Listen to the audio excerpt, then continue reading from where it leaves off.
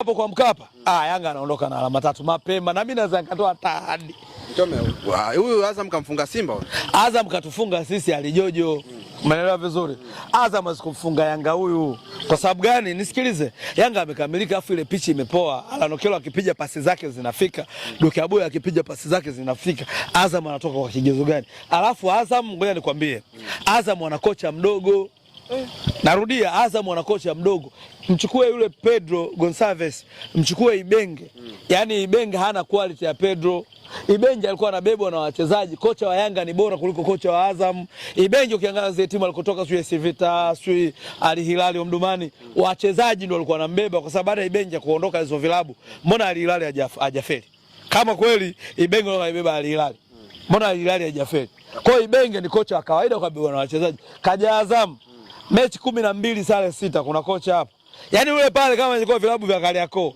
Thank you, muda mrefu ashapewa. Lakini ilikuwa na wachezaji na maana sawa kwenye quality wengine. Azam ana wachezaji bora na wazuri, sema Ibenge kiwango chake cha kungamua mechi na kuwa shida. Kwa hiyo Ibenge anakuja kufundishwa mpira na Pedro.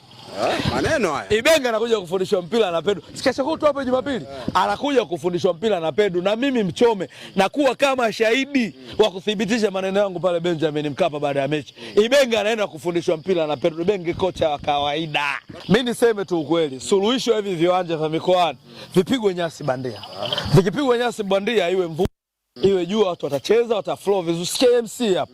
Mvua icheze, mvua inyeshe, ikikata watu wanaingia uwanjani wanacheza. Ukiangalia leo pia mvua manyunyu tu, lakini unaona pasi hazitembei.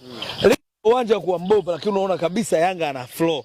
Kwa hiyo solution ya vile viwanja watengeneze nyasi bandia, viwanja vipoe, maisha yaendelee. Dube kwenye msolo ni kama amefichwa vibaya mno, vibaya mno. Dube mpira wa nguvu umuone. Yaani mpira ambao anapiga sana viatu timu pinzani Dube umuone. Lakini licha ya kubanwa Dube ametoka na on target. Kwa hiyo unaona ni aina ya mshambuliaji hatari kiasi gani. Ila leo Dube alikuwa na hali mbaya bila kocha kumuongezea msaidizi wake. Alinje kwa mbaya zaidi kwa kweli. Sawa, ukitoka hapa Yanga Africans anakwenda mchezo dhidi ya Azam FC Jumapili Dar es Salaam Derby. Vipi sasa Yanga bila Pacome tena? Yanga mechi ngumu ilikuwa ni hii ya leo. Hii mechi ilikuwa ina mizonge mingi. Hiyo mechi ya Azam Yanga na lamba ice cream ame relax. Yaani mechi ngumu ya Yanga ilikuwa hiyo tu ya Prison kwa sababu ya mazingira ya uwanja ilikuwa sio rafiki. Yaani ukiangalia kwanza alipotoka Mbeya, kaja Tabora, amekuja Dodoma yenyewe inajikongoja.